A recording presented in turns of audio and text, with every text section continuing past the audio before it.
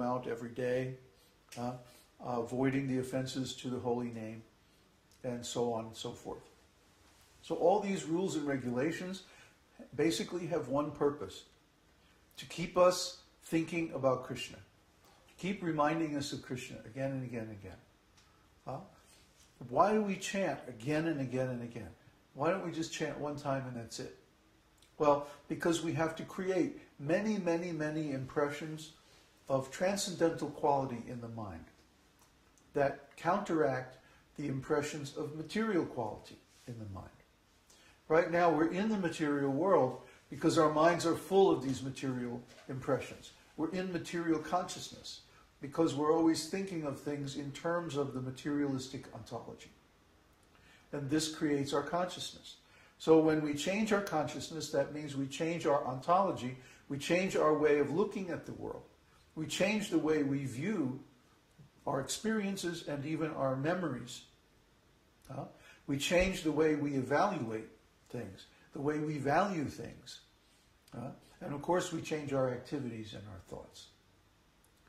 But the main thing is that we change our values. We evaluate things differently. In the material world, or in material consciousness, if you get a chance to have some nice sex pleasure, this is considered very nice, very wonderful. Oh, great, now I can enjoy. But in spiritual consciousness, if we get a chance to have some sex pleasure, we think, oh, this is not very good. This is just the results of my previous material activities coming to me in the form of an opportunity for sense enjoyment.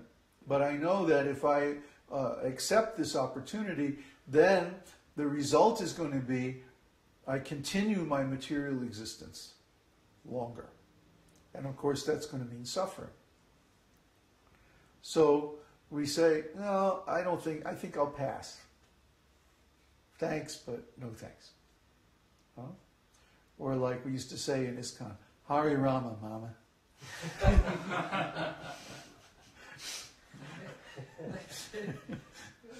Hari Rama, pretty mom. There's no way, we're going to break our vow of brahmachari because we know from past experience what happens. We fall down into material consciousness and we feel miserable. Why? Because we lost our connection with Krishna. We began to, instead of cultivating devotional service, to cultivate material connection with the body again. And the body is the source of all our problems. The material body is the source of all our suffering. You can't find any suffering that's not connected with the material body or mind. And the mind is part of the body. And the proof of that is that when we leave this body, we forget the activities that we performed in this body. And we go on to another body, and then we become absorbed in the activities of that body.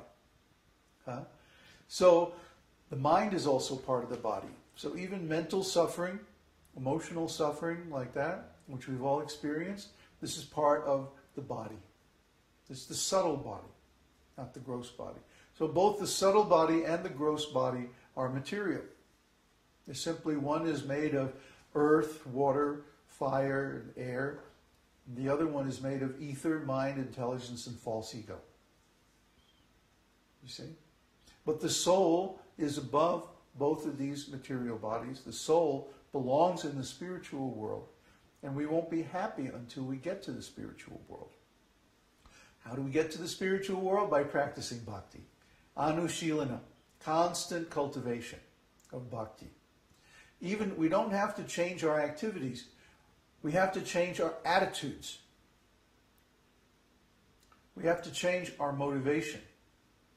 We can perform the same activities or similar activities, but we change them to become devotional service instead of sense enjoyment or material aggrandizement, profit, adoration, distinction, all those kind of things. So when we change our motivation, then we're performing bhakti. When our motivation is to please Krishna, to please our spiritual master, to associate with devotees, to become more advanced in spiritual consciousness, then that changes everything. That changes everything. And that cultivation is called Anuśilanam. In the beginning, we have to take the support of the rules and regulations in the scriptures because we don't know what is Krishna consciousness.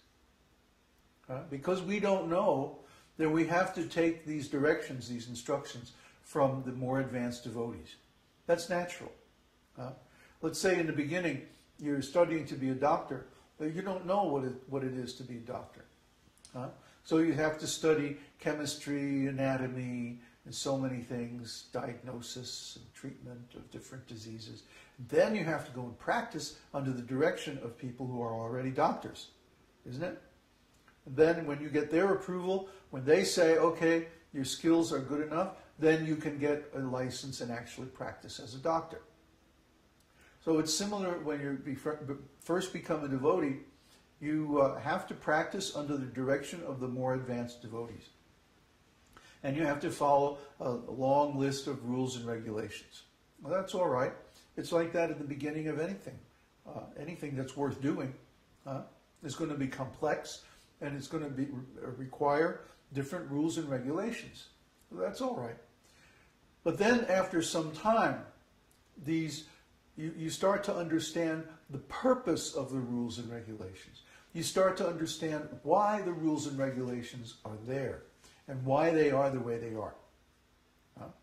At that time, you start to enter into the realm of spontaneous devotional service.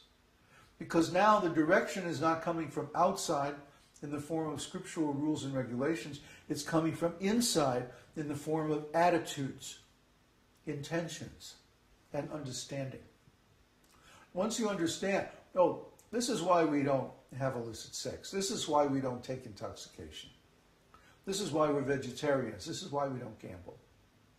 This is why we don't perform the offenses against the holy name, because every time I do, I fall down. When we understand this and we're tired of that suffering, we start to execute these principles from our own intention, from our own initiative. That is spontaneous bhakti. Now, the people who run the various religious institutions based on the esoteric teaching, they won't tell you about spontaneous bhakti. They don't talk about it, you know? It's like if you go to church on Sunday, they never talk about the parts where Jesus says that, a rich man can never enter into the kingdom of heaven. They don't talk about that part. What do they talk about?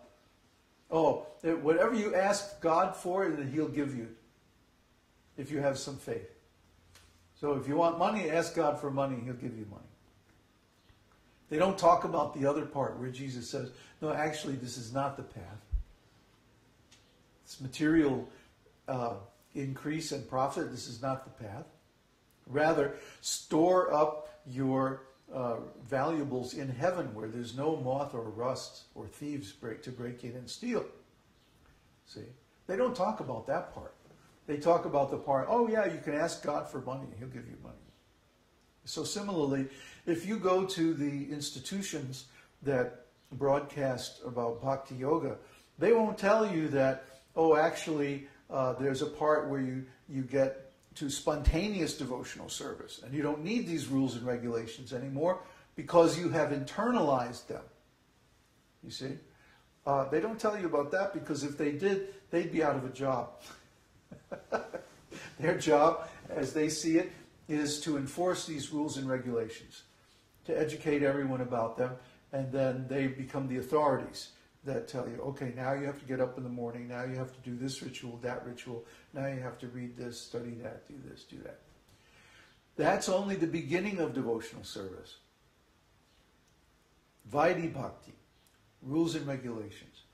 But when these rules and regulations become internalized, when they become attitudes, at that time you enter into rāgānuga bhakti. Rag means taste.